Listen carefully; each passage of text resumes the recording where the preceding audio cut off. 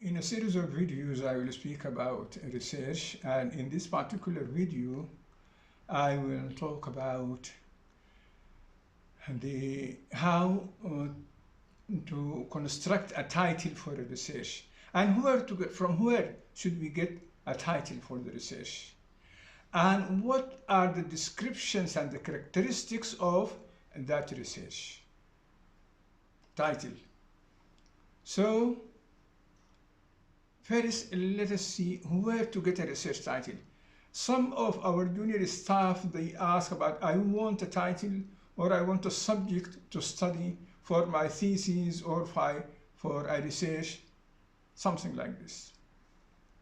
And usually these titles should come from discussions that are carried on during the clinical meetings, in conferences or seminars, and in interviewing patients to know their perception in the healthcare management, and in also discussing with the junior training staff about their training program. Usually some questions will arise, and we need specific answers. If these answers are not solid, then we have to read the literature to see what is going on in the world, and then if there is a definitive answer, it's all right. Otherwise, then we have to formulate a research. Also, sometimes some members of the department would like to know whether the outcomes of the management they do for some patients for a certain disease is similar to what has been published in the international literature. And if not, what is the difference and why? For this reason, they just go back to the medical records, select the files of the patients with that specific disease or procedure, and collect the data of these patients, analyze them, feed the data to the computer, make the statistical analysis, and come with results to compare it with the what has been published in the international literature. Usually, as I said, we should look for an answer for any question in the literature. And in the coming video, I will speak about the details how to look for authentic literature. This needs a video by itself. Not to fall in bad journals, in fake journals, in predatory journals.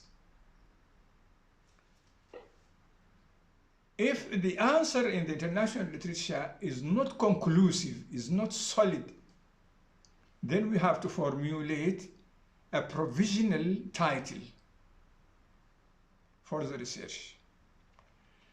Now, what are the characteristics of the title of the research?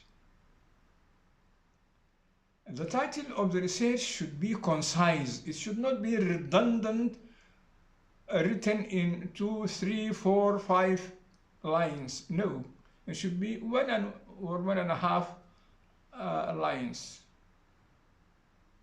It should be concise, it should be short and informative, up to the point, and it should reflect the concept of the whole research. It should reflect the story of the research. What is it about? And it should also reflect clearly the methodology used in that research. Usually you find the title followed by semicolon and cross-sectional study. Title, semicolon, and then prospective randomized controlled study. Title, semicolon, cohort study, like this. It should reflect the methodology. It should be captative. It should capture the those who are looking for similar research. it should capture the brains and the eyes of the readers, that this is an interesting title. And then they will read the abstract. If they found also the abstract is good, if they find the abstract is good, they will continue reading the rest of the article, the rest of the research. Now, the research also has got some specifications mentioned in brief in the eponym Finer and the eponym Pico or Picot. The eponym are letters that give a name, like Finer. Finer, it is an abbreviation. The F stands for feasible, that the title should reflect a study which is feasible to be done, which is achievable, attainable, can be done. I, Finer, F-I-N-E-R, I stand for interesting. If it is not interesting, nobody will read it, and no journal will publish it. It should be interesting. F-I-N, it should be novel. And novelty is important. It is the addition to the international literature. And it is easy to be done, particularly in these days, when we relate things to what is happening, related, what is the impact of the war in the management, in certain management of certain diseases in Sudan. And this is new to the world. The world would like to know what is happening during war in Sudan in the medical health. This will give the novelty, the originality. F-I-N-R-N-E-R, E is ethical. Any research should be in keeping with all ethical issues, all ethical regulations. And R, it should be relevant to the practice. It should be relevant to the readers who are interested in this field. It should be reliable. If it is conducted several times in the same atmosphere with the same context, then it will achieve almost the same results. In experimental studies, the eponym Pico or Picot can be used to describe the title. It is also letters that has meaning. Pico, P-I-C-O.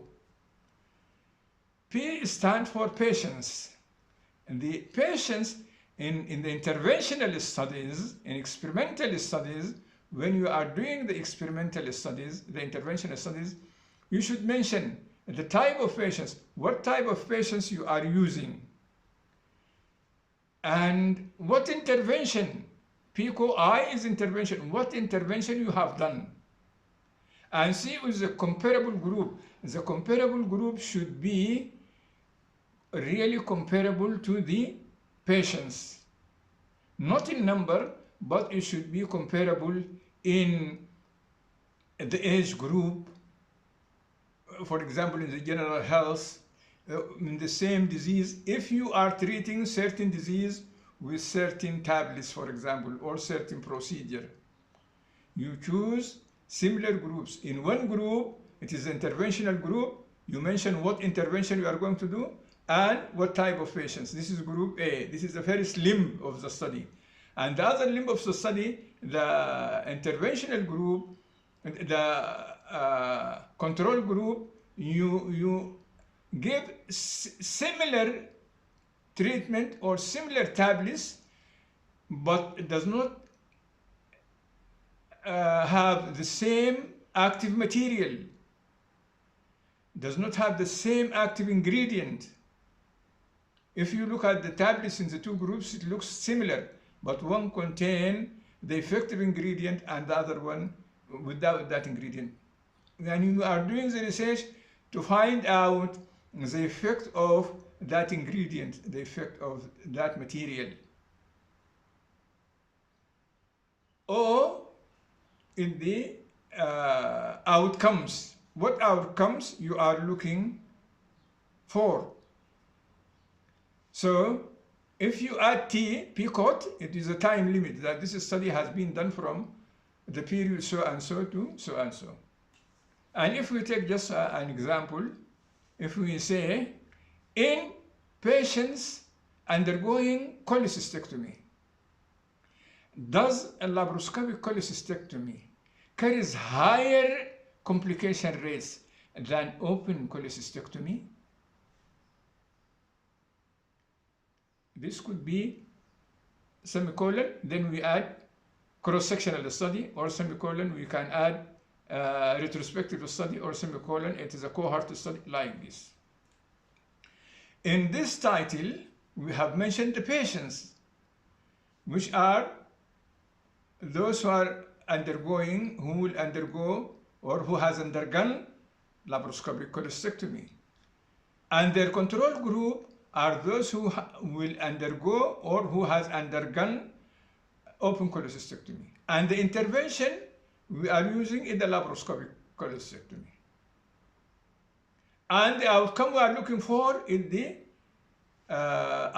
the morbidities and mortality rate, the different complication rates, and if any deaths occurred.